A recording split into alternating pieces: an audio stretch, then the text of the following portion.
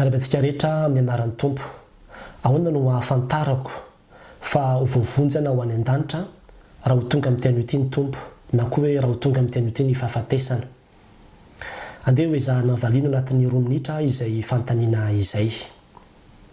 Noho ny fahasoavan'Andriamanitra ravana ny tenako na dia mpanota sy tsy mendrika aza, dia tena resy lahatra kosa fa tena tia Andriamanitra. Ary nanomeny izany no faty teo ambony azy fijaliana izy hitondra sy hivesatra ny fahotako rehetra. Noho izany dia mino fa tena lasan'i Jesosy tokoa ny fahotako rehetra. Ary voavela ny heloko, tsy aty amiko intsony izany fahotana izany, fa efa nolevonina sy nopotehiny teo ambony azy fijaliana, novidiny tamin'ny rano teo ambony azy fijaliana. Ny finokon' izay asa-pamonjena nataon'i Kristy izay no ahafahako milaza fa voavela heloka, olom-baovao tsisy intsony fanameloana azo atao amiko.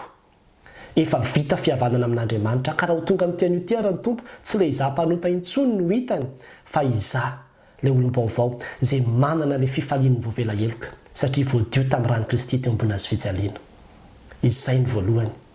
Ny faharoa dia izao, izaho koa dia mino amin'ny foko rehetra fa Andriamanitra nanangana an'i Jesosy Kristy tamin'ny maty ary velona io Jesosy Kristy io, mitoetra ato anatiko izy, nampidiriko ato anatin'ny fiainako izy, ary izy no Tompo sy nomeko ny fitondrana izany fiainako izany.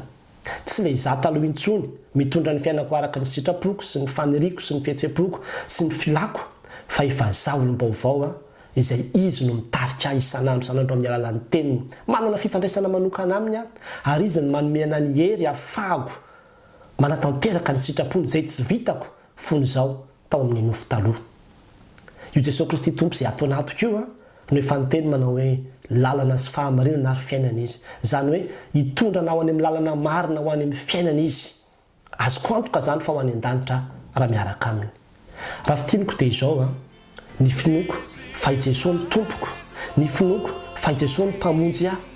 Izay no antoka ahafahako milaza fa ho any an-danitra.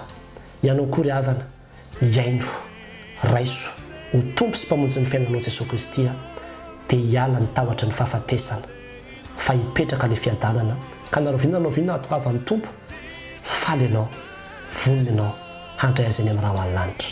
Ho an'Andriamanitra ny voninahitra. Amen.